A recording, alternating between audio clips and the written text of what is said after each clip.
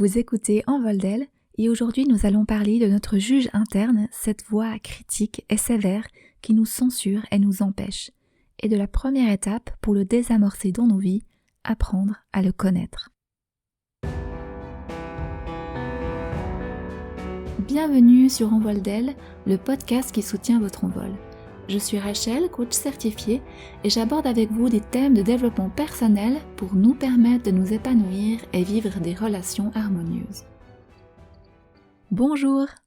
Nous avons la capacité de nous observer, d'avoir des pensées et du jugement sur nous. Et c'est aussi pour ça qu'on a tous une estime de soi, comme nous en avons parlé dans l'épisode « Développer une bonne estime de soi ». Ce regard sur nous est bon et sain lorsque nos pensées à notre propos sont lucides, proportionnées, que nous parvenons à voir autant nos faiblesses que nos forces, nos erreurs tout autant que nos réussites.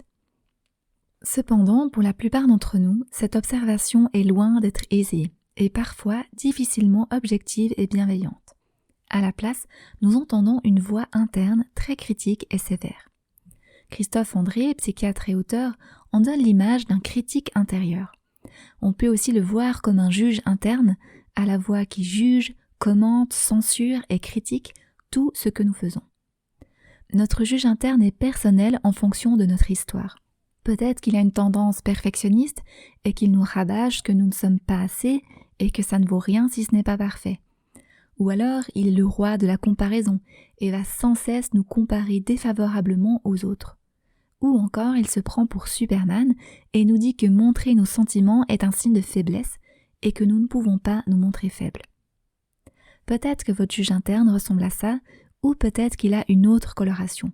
Il peut prendre toutes sortes de rôles et de déguisements.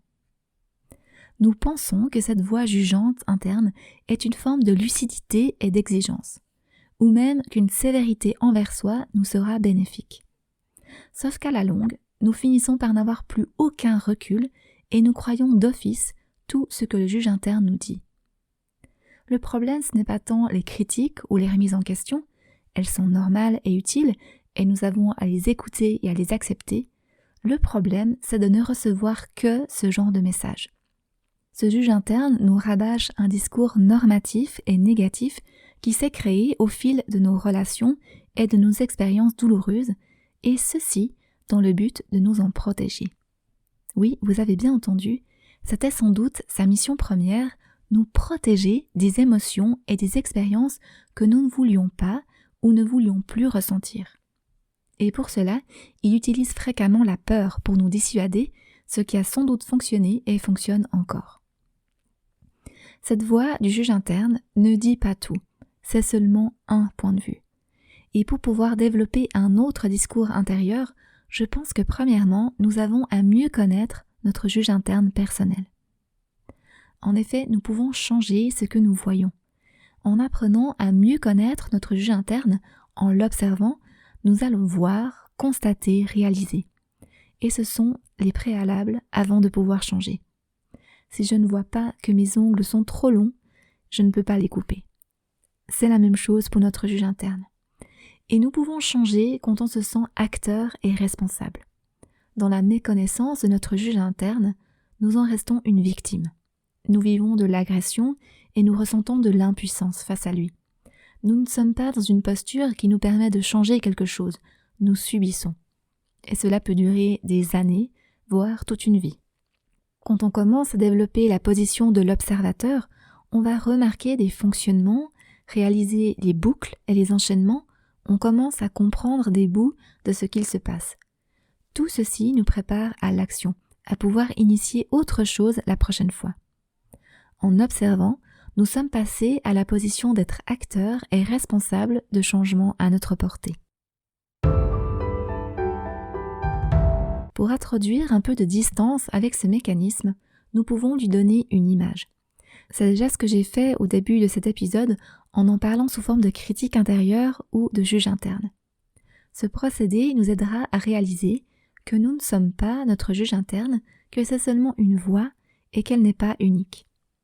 Alors, à quoi ressemble votre voix interne? On peut prendre le temps de mettre une image sur ce personnage, l'imaginer dans notre tête ou alors même le dessiner. À quoi est-ce qu'il ressemble? Quelle est sa posture? Comment est-ce qu'il se tient? Quelle est l'expression de son visage? Quelle est son apparence? Nous pouvons aussi lui donner un prénom ou un nom qui le capture dans son essence. En introduisant de l'humour, nous pouvons aussi désamorcer le sérieux avec lequel il se prend. Tout ceci nous aide à mettre de la distance entre cette voix et nous-mêmes. Amy Ehlers et Christine Ahilo, qui ont écrit un bouquin sur ce sujet, en ont par exemple fait des véritables cartes d'identité avec un dessin caricatural de leur juge interne ainsi que d'un nom comique, la reine de la comparaison ou l'accro à la réussite. Ensuite, en nous observant, remarquons ce qui déclenche notre juge interne. Est-ce lorsqu'on sort de notre zone de confort et qu'on fait quelque chose de nouveau?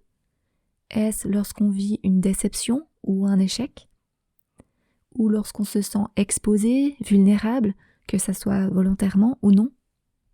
Cela peut être évidemment encore bien d'autres situations qui déclenchent l'arrivée de notre juge intérieur sur notre scène mentale. En prenant l'habitude de repérer ces moments, nous pourrons ensuite anticiper son arrivée sans être pris au dépourvu. Puis nous pouvons prendre note de ce que le critique intérieur nous dit le plus souvent et le réfuter. Cela va ressembler à des phrases qui semblent affirmer des vérités, comme par exemple « Tu devrais être capable d'en faire plus ». « Ne sois pas faible, sois forte ». « Ça ne vaut rien si ce n'est pas parfait ». « Les autres ne t'aimeront jamais comme tu es ».